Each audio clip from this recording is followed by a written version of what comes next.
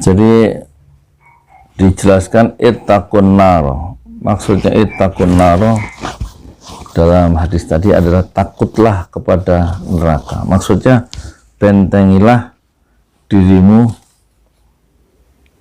dari neraka dengan amal soleh.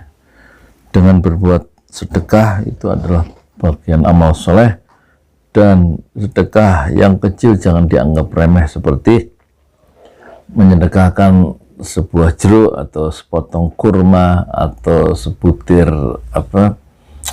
duku, sebuah duku, buah duku misalnya. Itu bisa membentengi kita dari api neraka berdasarkan hadis ini ya.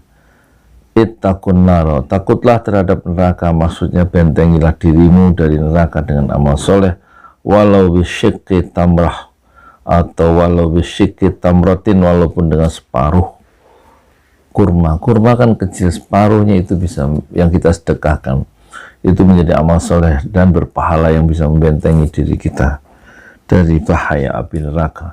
Kemudian sayukallimuhu rabbuhu, akan ditanya oleh Tuhannya. Hanya Allah subhanahu wa ta'ala yang tahu tentang tata cara pembicaraan ini. Kemudian turjumanun, penerjemah maksudnya. Turjumanun maksudnya yang menerjemahkan dari satu bahasa ke bahasa yang lain. Ash'ama, dalam hadis tadi ada perkataan ash'ama, di samping kiri. Dia melihat di samping kiri ya. Fayanzuru ash'ama minhu fala yara illa ma qaddama. Kemudian ada tilqa'a, di hadapan. Illan nara tilqa'a wajhihi.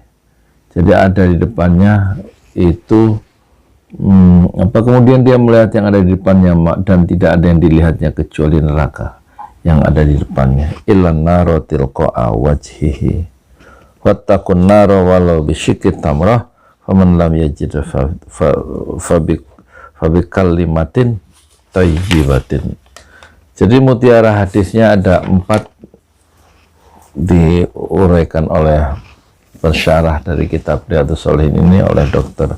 Mustafa Al-Bugho dan kawan-kawan. 1, anjuran untuk bersedekah ya, semampunya, berakhlak mulia dan bergaul dengan halus dan dengan perkataan yang lembut, bukan bergaul dengan kata yang kasar ya, dengan ucapan yang keras, tapi bergaul dengan manusia, bergaul dengan halus, dengan perkataan yang lembut, tidak tajam, menyakiti.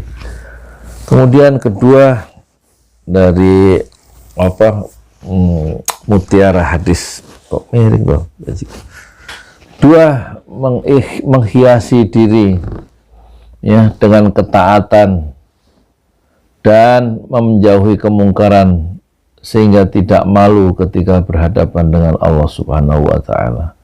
Kita semua nanti akan berjumpa dengan Allah di negeri akhirat yang tidak bertepi, yang jauh tidak bertepi, kekal abadi. Maka kita dianjurkan untuk menghiasi diri dengan ketaatan kepada Allah, menjauhi kemungkaran ya, hal-hal yang dilarang oleh Allah dijauhi, sehingga tidak malu saat kita nanti berjumpa dengan Allah Subhanahu wa ta'ala, karena membawa dosa-dosa untuk kita malu ya. Ini diingatkan sejak kita masih hidup di dunia. Kedua, ketika dekatnya Allah dengan hambanya pada hari kiamat, karena pada hari itu tidak ada penghalang, tidak ada perantara, tidak ada penerjemah. Maka seorang mukmin harus waspada ketika berpaling dari perintah Tuhannya, dari perintah Allah, karena Allah Maha menyaksikan dan Maha menghakiminya. Jadi kita nanti berjumpa dengan Allah tanpa ada penghalang, tanpa ada terjemahan, tanpa ada penerjemahnya, dan kita harus mempertanggungjawabkan semua apa yang kita lakukan. Keempat, manusia bertanggung jawab atas amal perbuatannya, sehingga hendaklah dia bersungguh-sungguh untuk memperbaiki amalnya, karena tidak ada yang memberikan manfaat pada hari kiamat kecuali amal soleh. Masya Allah ya, kita diingatkan oleh hadis ini bahwa kita itu nanti berjumpa dengan Allah tanpa ada penerjemah, tanpa ada perantara, tanpa ada penghalang, dan kita harus bisa mempertanggungjawabkan apa yang sudah kita lakukan selama hidup di dunia, yang 40 tahun, 50 tahun, 60 tahun, 70 tahun, 80 tahun, 90 tahun. Begitu banyak peluang yang sudah Allah berikan untuk kita taat, sujud, patuh, tunduk patuh kepada Allah, masih kita ditipu oleh dunia. Itulah dunia, betul-betul hanya berisi permainan dan senda gurau yang menipu kita semua. Kita berlindung kepada Allah dari tipuan dunia. Assalamualaikum warahmatullahi wabarakatuh.